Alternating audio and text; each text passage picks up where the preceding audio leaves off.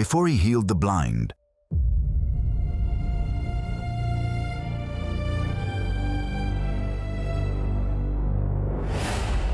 An archangel descended to bind the angel who corrupted the entire earth.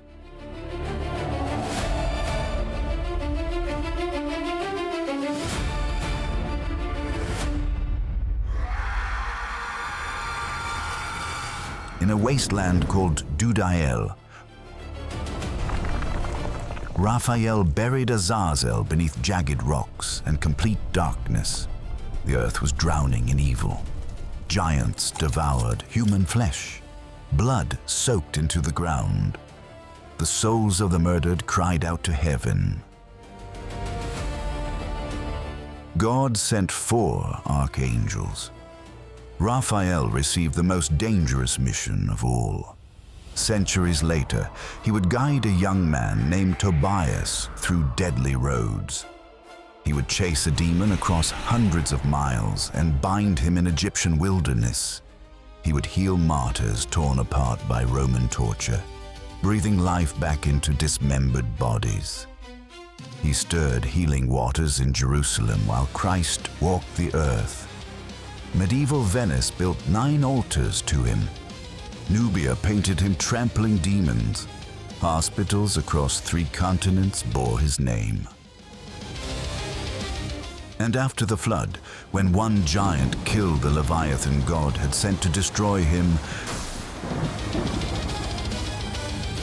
Raphael descended once more. They tore at each other with violence. Then the giant vanished into darkness. His name means God heals. This is his complete story. This is Bible Stories Untold TV, where we uncover the stories Scripture barely mentions. If you want to discover more hidden accounts from the Bible, subscribe now and hit the notification bell. And stay with us until the end of this documentary, because you'll discover why healing sometimes requires binding, how one angel changed the course of human history, and what Raphael's story reveals about the nature of divine mercy.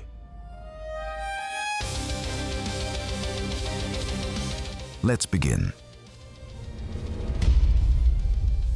Long before the story you're about to hear, the earth was drowning in evil. Not the ordinary kind of human wickedness, but something that came from heaven itself.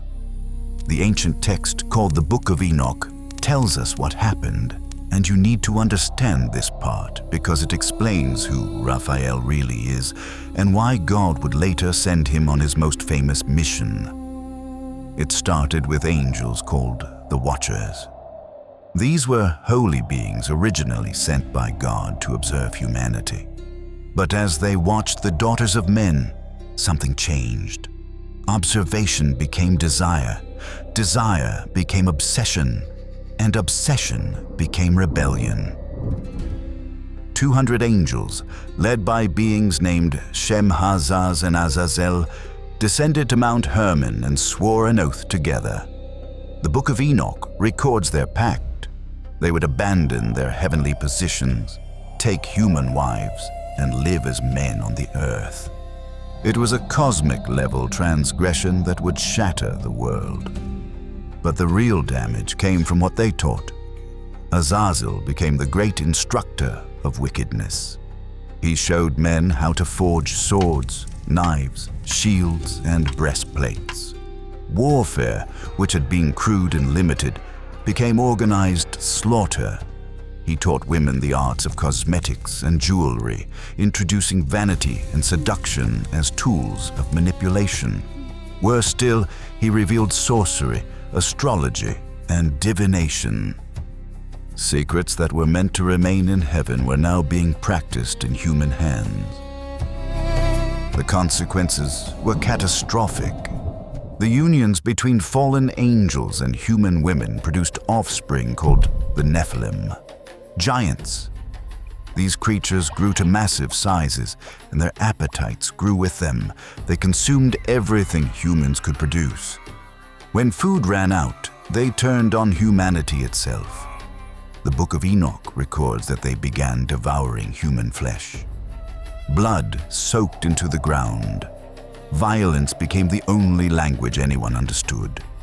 The souls of the murdered cried out to heaven. Their voices ascended continuously, unable to cease because the horror on earth never stopped. Finally, God looked down.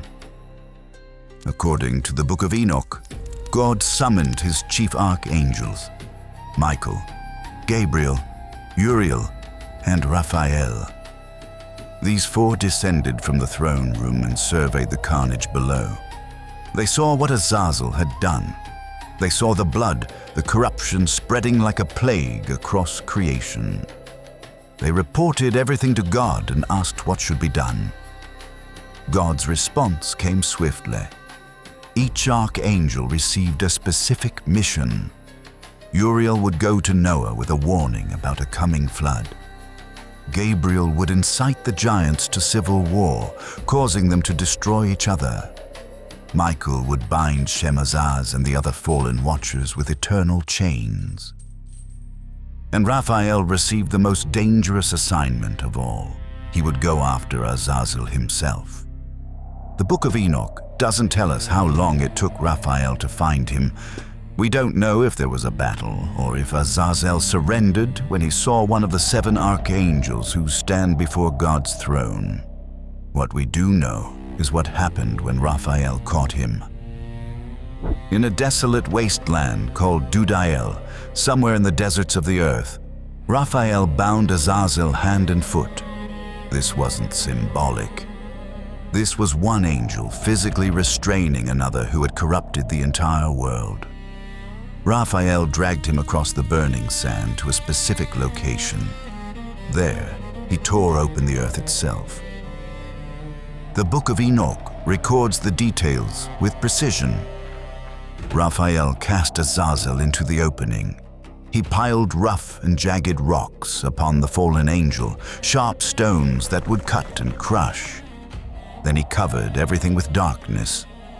Not ordinary darkness, but a thickness so complete that Azazel would never see light again until the day of judgment, when he would be thrown into fire.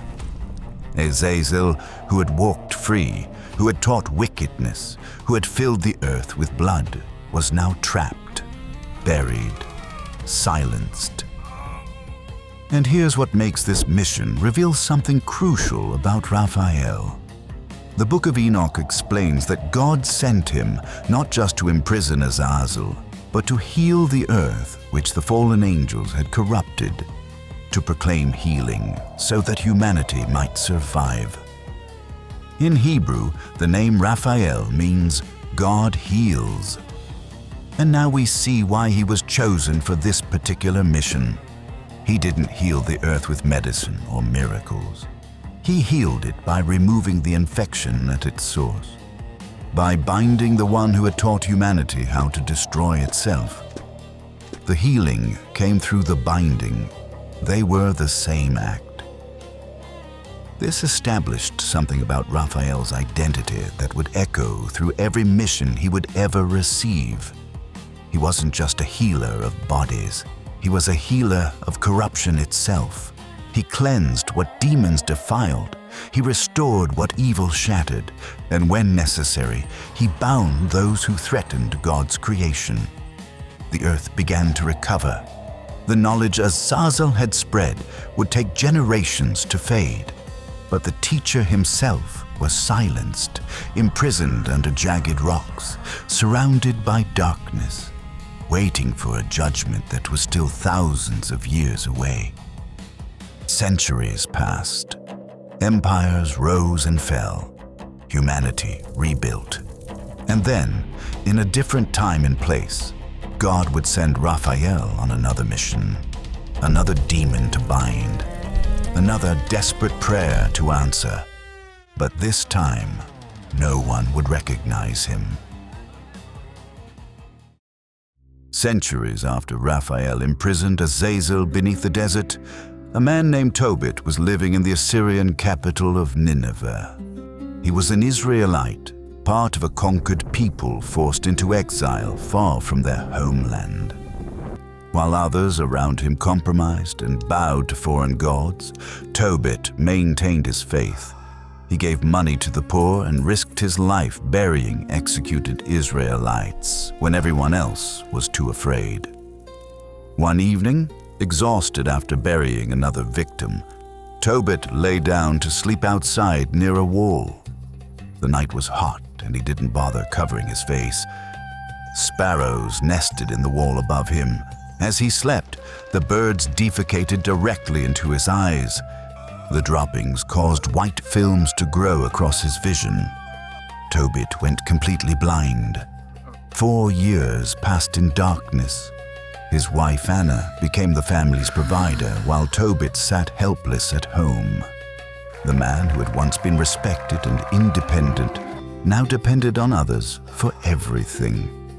Arguments erupted. Poverty crushed them. Finally, the weight became unbearable and Tobit prayed, asking God to let him die. That same day, in the city of Ecbatana, hundreds of miles away, a young woman named Sarah was also praying. She had been married 7 times. Before any of those marriages could be consummated, each husband had been murdered by a demon named Asmodeus. The ancient testament of Solomon describes this demon as one who destroys marriages and kills men who attempt to marry women he has claimed. Asmodeus had claimed Sarah. After the 7th death, society turned against her completely. Her own servants mocked her, calling her a husband killer. They told her she should join her dead husbands in the grave. The psychological torture was relentless. Sarah was her father's only child. If she killed herself, it would destroy him. But continuing to live meant enduring shame and supernatural terror without end. She went to her window, faced toward Jerusalem, and prayed. She asked God to remove her from the earth. The book of Tobit tells us both prayers reached heaven at the same moment. God sent Raphael. But this mission would be different from binding Azazel in the desert. Raphael wouldn't arrive in glory with visible power. Instead, he descended to Nineveh disguised as an ordinary young man. He took the name Azarias, son of Ananias, and waited in the marketplace like any other traveler looking for work. No one who saw him had any idea they were looking at one of the 7 archangels who stand before God's throne. Meanwhile, Tobit suddenly remembered something. Years earlier, he had deposited 10 talents of silver with a man named Gabael in the city of Ragus. He called his son Tobias and explained that someone would need to travel to collect this money. The journey was long and dangerous. Tobias would need a trustworthy guide who knew the roads through Media. Tobias went to the marketplace searching for a suitable companion. There he found Raphael, though of course he didn't know that. The angel, perfectly disguised as Azarias, said he knew Media well, had traveled there many times, and had even stayed with Gabael in Rages. Tobias brought him home. Tobit, still blind, interviewed him carefully about his family and background. Raphael claimed to be a relative from their own tribe. Tobit was satisfied and hired him immediately. The next morning, they set out. They walked eastward toward Media, with Raphael pacing himself to human speed, never revealing that he could have completed this journey in an instant. As evening approached, they reached the Tigris River and made camp. Tobias went down to wash his feet in the water. An enormous fish suddenly lunged from the depths and tried to swallow his foot. Tobias screamed. Raphael was there instantly, shouting for Tobias to grab the fish and hold it tight. Together, they wrestled the massive creature onto the shore. Then Raphael gave strange instructions. Cut open the fish and remove its heart, liver, and gallbladder. Keep those organs carefully because they would be useful as medicine. The rest they would roast and eat. They continued their journey over the following days. Finally, Tobias's curiosity overcame him, and he asked what possible medical use fish organs could have. Raphael, knowing exactly what challenges lay ahead, explained that if a demon or evil spirit troubles anyone, burning the heart and liver as incense would drive the spirit away permanently. The gall, he added, could heal someone who had white films over their eyes. Tobias was now carrying the exact weapons needed for the battles ahead, though he had no idea yet. As they approached Ecbatana, Raphael casually mentioned they would stay with a man named Raguel, who was Tobias's relative. Raguel had a daughter named Sarah. According to the law of Moses, Tobias had the right to marry her.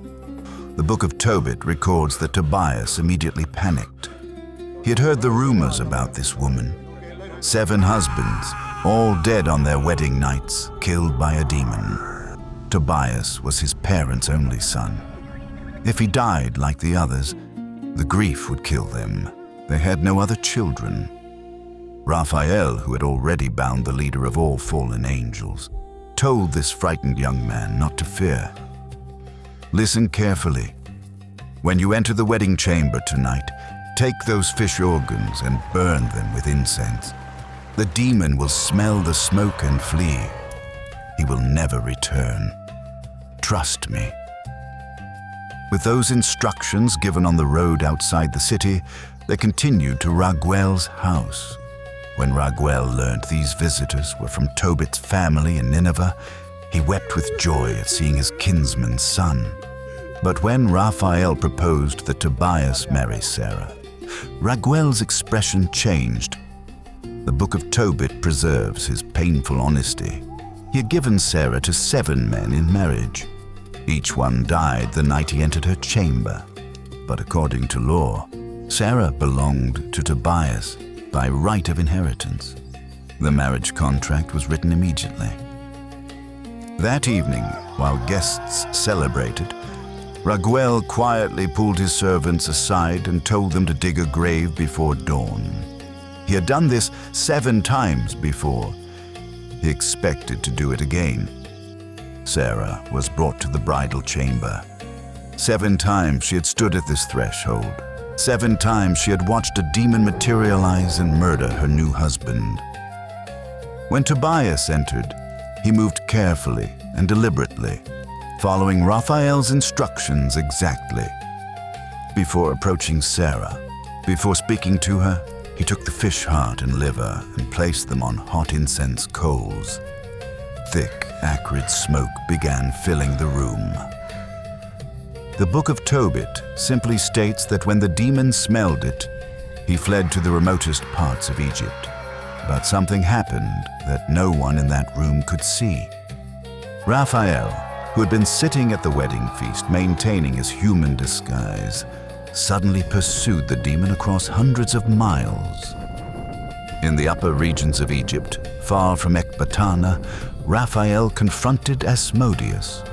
The archangel who had bound Azazel now bound another demon exactly the same way.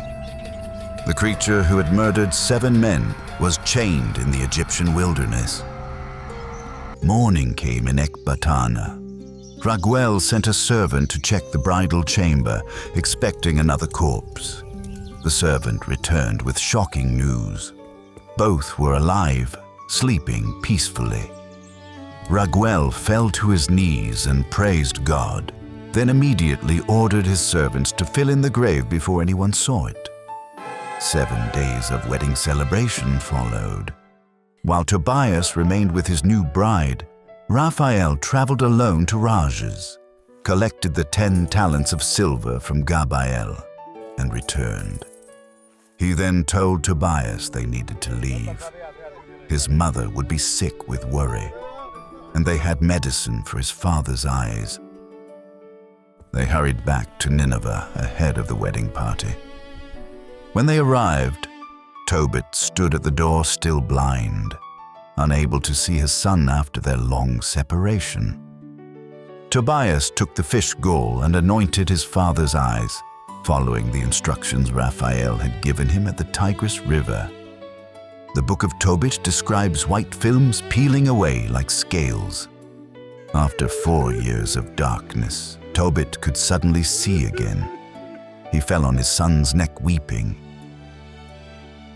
After 7 days of rejoicing, Tobit called the young guide, who called himself Azarias, to offer him payment, half of everything they had brought back.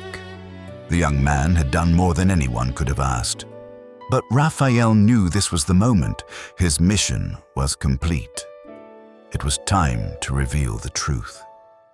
He asked to speak with Tobit and Tobias privately. The Book of Tobit preserves what he said next, the longest recorded speech of any angel in Scripture. He told them to bless God and proclaim his works. He revealed that when they had prayed, he had carried their prayers before God. When Tobit had buried the dead, he had been present.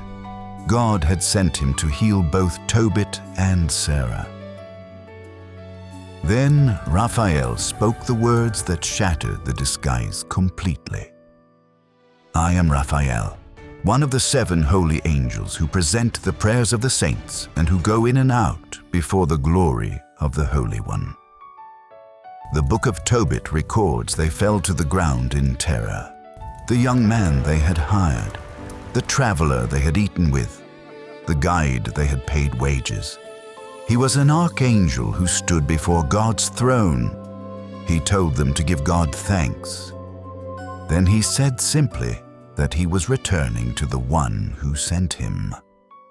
The Book of Tobit records that as they watched from the ground, still prostrate in fear and wonder, Raphael dropped the human form completely and ascended back to heaven.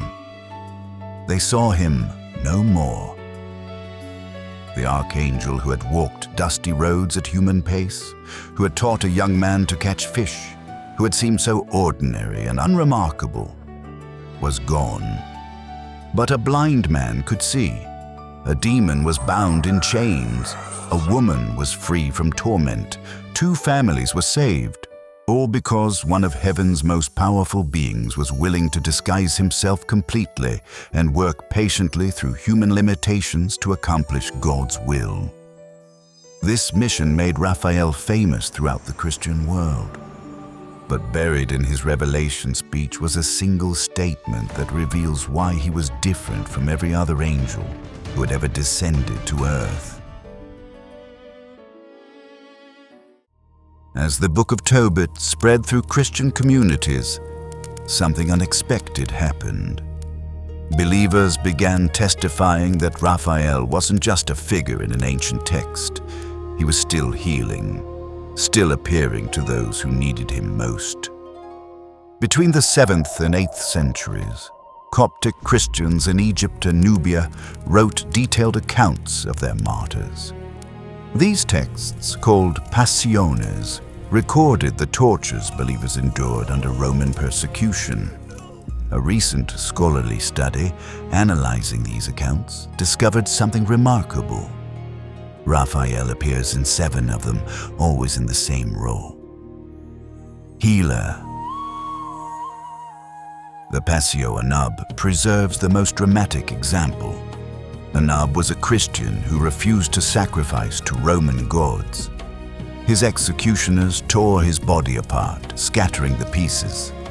The text records that Raphael descended with the archangels Michael and Suriel. Together they gathered the scattered pieces and brought them back together. Then Raphael did something that echoes the creation of Adam in Genesis. He breathed on the martyr's face. That breath restored Anub completely. This focus on breath is significant. A scholar who analyzed these texts notes that Raphael specialized in healing injuries that destroyed bodily unity. Dismemberment, amputation, evisceration. When a martyr's body was torn apart, Raphael made it whole again. This wasn't just about physical healing. an intact body was necessary for building a sanctuary in the martyr's honor. The healing preserved not just life, but legacy. The types of torture Raphael healed were extensive. The Passio Eusebi describes him healing burns from torches and scalding from boiling liquids. The Passio Paes et Thekle records him healing fractures from rack torture, hemorrhaging from stab wounds, and lacerations from scourging. In each case, the healing was complete. No scars, no lingering weakness. The body restored to exactly what it had been before. But Raphael's intervention went beyond healing wounds. In the Passio Paes et Thekle, when guards watched the imprisoned martyrs constantly, Raphael put them into deep sleep and freed the prisoners from their chains. In the Passio Nabrahai, when a demon possessed a Roman official's son, the demon fled in terror the moment Raphael appeared. The pattern from binding Azazel and Asmodeus continued. Demons couldn't remain in his presence. The Passio Philothei adds another detail. When the martyr Philotheus was thrown into a furnace, Raphael's specific mission was preventing fire from destroying the body. This connects directly to what we saw with the fallen angels. Raphael has authority over fire and over demons. He binds what burns and destroys. What makes these Coptic accounts especially credible is their specificity. They name the martyrs, they name the tortures, they cite witnesses, and they describe Raphael's methods in detail that varies slightly between accounts, suggesting independent testimony rather than copied legend. Sometimes he healed through touch, sometimes through passing his hand over the entire body, sometimes through making the sign of the cross. The variety suggests real experiences being documented differently by different communities. This establishes something crucial about Raphael's ongoing work. He wasn't bound to one era or one people. From binding Azazel in the ancient world, to healing Tobit's family, to restoring martyrs in Coptic Egypt, the pattern remained consistent. Wherever corruption needed cleansing, wherever bodies needed healing, wherever demons needed binding, Raphael appeared. But there was another healing site, one that predated even these Coptic accounts. A pool in Jerusalem during the time of Christ, a place where sick people gathered, waiting for water to stir mysteriously. When it did, the first person into the pool would be healed. The Gospel of John records this pool but never identifies the angel who stirred those healing waters. Christian tradition, however, would make a connection that seems obvious once you see the pattern. The Gospel of John, chapter 5, records a strange scene in Jerusalem. Near the sheep gate stood a pool called Bethesda, which in Hebrew means house of mercy. Around this pool lay crowds of sick people, the blind, the lame, the paralyzed, all of them waiting. They were waiting for the water to move. At certain times, an angel would descend and stir the water. When this happened, the first person to enter the pool would be healed of whatever disease they had. John records this as simple fact, as if angelic healings at a public pool were just part of life in first century Jerusalem. This had been going on for years, perhaps decades. John never identifies which angel had been stirring those waters. The text simply says, an angel descended at certain seasons and troubled the water. Anonymous, unnamed. Just a healing angel doing his work, now made unnecessary by the presence of God in flesh. Christian tradition, however, didn't leave it anonymous. By the medieval period, both Eastern and Western churches agreed. The angel of Bethesda was Raphael. The scholarly study of 16th century Venetian devotion notes that although Raphael is named only in the Book of Tobit, tradition consistently associates him with unnamed angels throughout Scripture. The Bethesda angel was the clearest example. The medieval liturgy for the feast of Saint Raphael made this explicit. Its second and third sections used a sermon by St. Augustine discussing both the Book of Tobit and John chapter 5 together, deliberately linking Raphael to the Bethesda pool. Augustine himself invoked Raphael as Nostrae Salutis Medicus, physician of our salvation, who leads people from blindness into light. But here's what makes the Bethesda connection fascinating. This wasn't emergency healing like we saw with the martyrs. This was scheduled, regular, predictable. The angel descended at appointed seasons. Sick people could plan to be there. They could wait by the pool, knowing healing would come at the right time. It was a system, a regular pattern of healing available to anyone willing to wait for it. This raises a question that early Christians wrestled with. If Raphael was stirring those waters regularly, healing person after person, why only one at a time? Why make people compete to reach the water first? Why create a system where the weakest, most desperate people had the least chance of being healed? The text doesn't answer that question. Neither does tradition, but it reveals something honest about how divine healing worked in the ancient world. It wasn't always fair. It wasn't always available to everyone equally. Sometimes the system itself created injustice, even when an archangel was directly involved. This pattern would continue as Raphael's story spread beyond the biblical world. His healing work had touched patriarchs, prophets, ordinary families, tortured martyrs, and sick people waiting by a pool in Jerusalem. His demon binding had freed individuals and cleansed the entire earth. His guidance had brought people safely through dangerous journeys. But all of this had happened in the ancient world, in biblical times and the early centuries of Christianity. What happened when the medieval world discovered his story? How would Christians in places far from Jerusalem and Egypt respond to learning about this healing angel who bound demons and restored broken bodies? The answer would transform entire cities. As Christianity spread from Jerusalem across the Mediterranean world and deep into Africa, the story of Raphael traveled with it. But something unexpected happened. Different cultures, facing completely different challenges, all turned to this particular angel for help. The Church of San Raphael in Venice claims existence since at least 1131, though local legends push its founding back to the 7th century.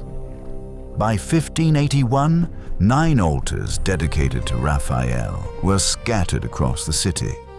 A confraternity devoted to him had been established in 1280.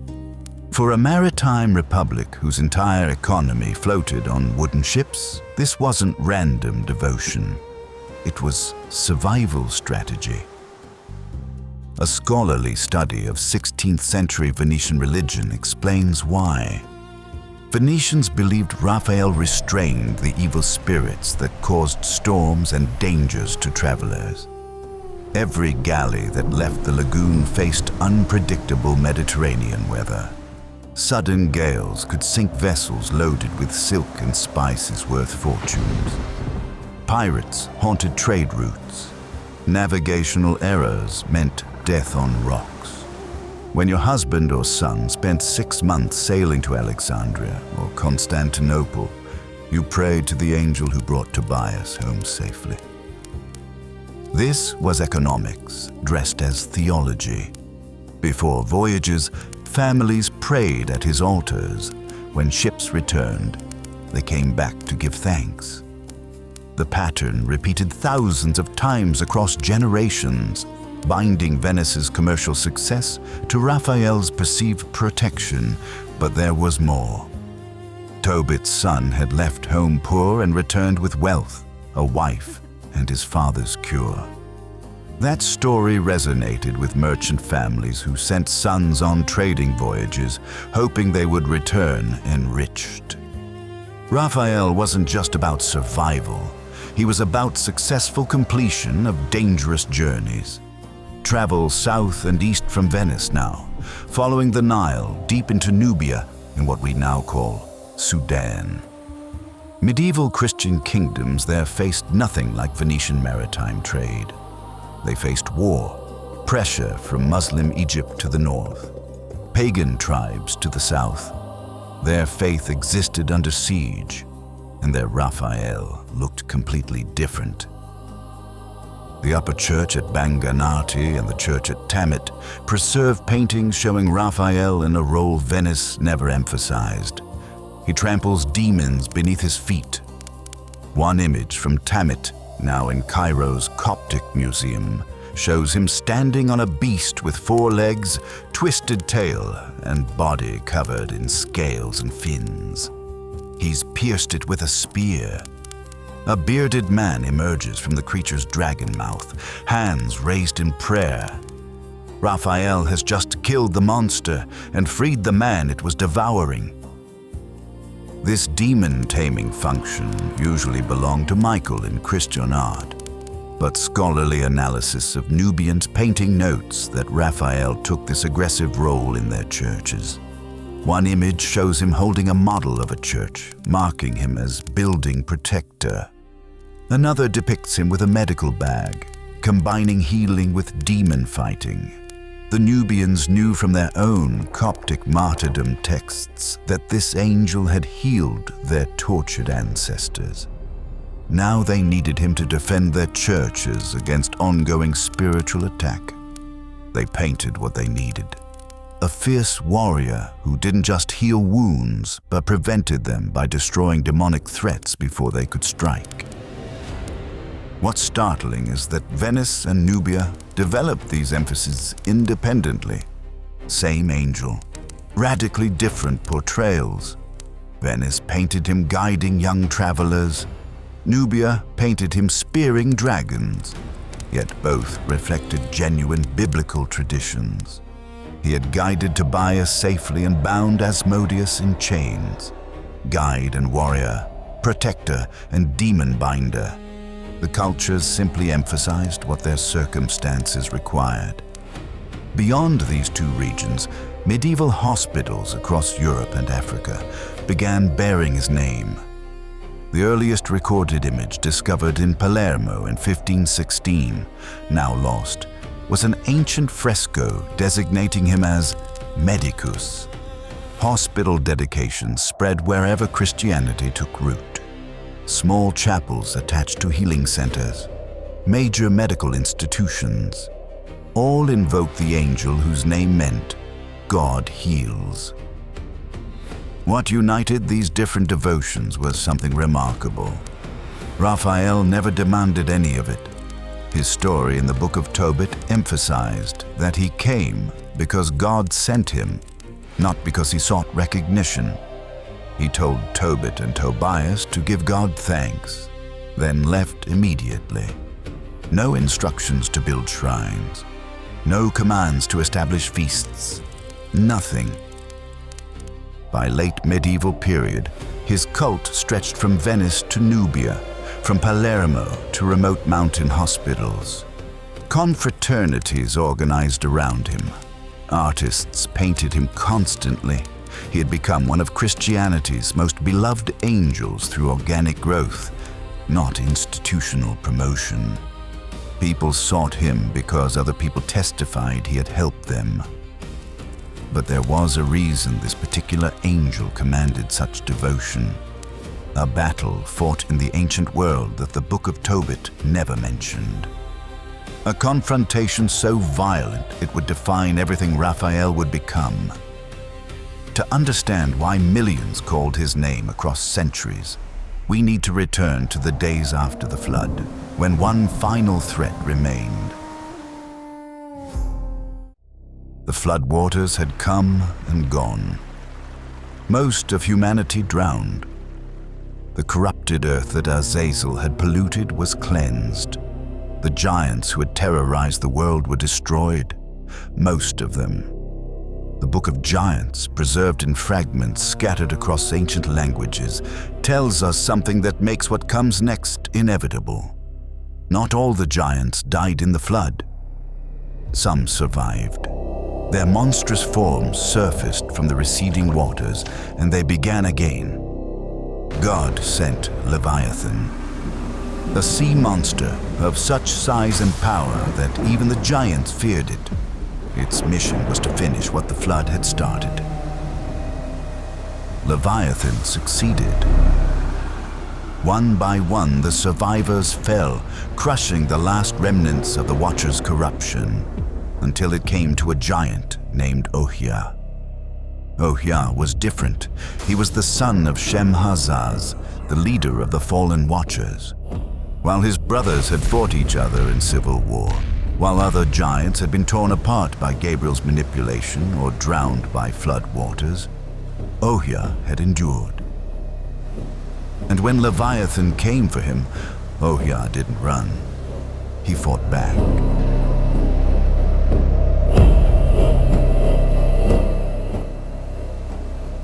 The Book of Giants records it simply. Ohia killed Leviathan.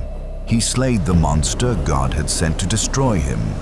The creature that had successfully hunted every other giant met its end at Ohya's hands. It was an act of defiance that echoed his father's original rebellion, an act that demanded response. God sent Raphael. This wasn't like Azazel's binding in the desert. Azazel had been defeated, weakened by watching his entire plan collapse. He had been imprisoned by an archangel at the height of his power. But Ohia was different. Ohia had just killed a divine instrument of judgment. Ohia was strong, battle-hardened, and utterly alone with nothing left to lose. Imagine it, the last giant standing on a devastated earth. His father bound in chains, his brothers dead, his entire civilization erased. Behind him, the corpse of Leviathan bleeding into mud still damp from receding floodwaters. Before him, descending from heaven, Raphael, one of the 7 archangels who stand before God's throne. Ohia knew who had come for him. He knew what it meant, but he had killed a Leviathan. He wouldn't surrender without testing whether an angel could bleed too. The texts don't tell us how long the battle lasted. Hours, days. They record only that laceration occurred, that Raphael and Ohia tore at each other with violence that seemed shocking for a healing angel. But this is the pattern. Raphael doesn't heal gently when the wound is corruption itself. He had healed the earth from Azazel by binding him with force. He had healed Sarah from Asmodeus by pursuing the demon across hundreds of miles and chaining him in Egyptian wilderness. Healing through binding, restoration through confrontation, the removal of infection by any means necessary. And here, in the shattered landscape after the flood, the infection was Ohia himself. The last living symbol of what the Watchers had done. The final giant who refused to submit to divine judgment. The ancient Parthian manuscript that preserves this encounter tell us the confrontation ended the same way as Azazel's. Raphael punished Ohia. He bound him. He dragged him to the dark prison where the fallen Watchers waited, and there, in eternal darkness, Ohia joined his father, Shem-Hazaz, and all the others who had broken heaven's laws. With Ohya's binding, something fundamental changed. The earth was finally, completely healed from the corruption the Watchers had introduced. No more giants walked the world. No more hybrid offspring of angels and humans devoured the innocent. The infection was removed, the source eliminated. The battle with Ohia revealed what Raphael had always been. Not gentle or fierce. Both. Not healer or warrior. The same being. He was the angel willing to bind Azazel in darkness, guide Tobias through dangerous roads, chase Asmodeus across continents, breathe life back into dismembered martyrs, stir healing waters in Jerusalem, and fight the last giant standing on a devastated earth. And according to the Book of Enoch, his work isn't finished. One day, at the end of all things, Raphael will stand again at the final judgment. The prisoners he bound in darkness will be brought forth. Azazel will face the fire he once taught humanity to master. The fallen watchers will receive their sentence. And Raphael, who healed the earth once before, will watch as God heals it completely, forever. Until then, his name echoes across continents, languages, and centuries. Raphael. God heals. And he does it through the hands of the angel who never forgot that healing sometimes requires binding what refuses to be made whole. You have just witnessed the complete story of Raphael, the angel who healed through violence and tenderness both. If this opened your eyes to Scripture's hidden depths, like this video, share it with someone who needs to hear it, and subscribe to Bible Stories Untold TV for more accounts the world has forgotten. Your next untold story is waiting. Choose one now.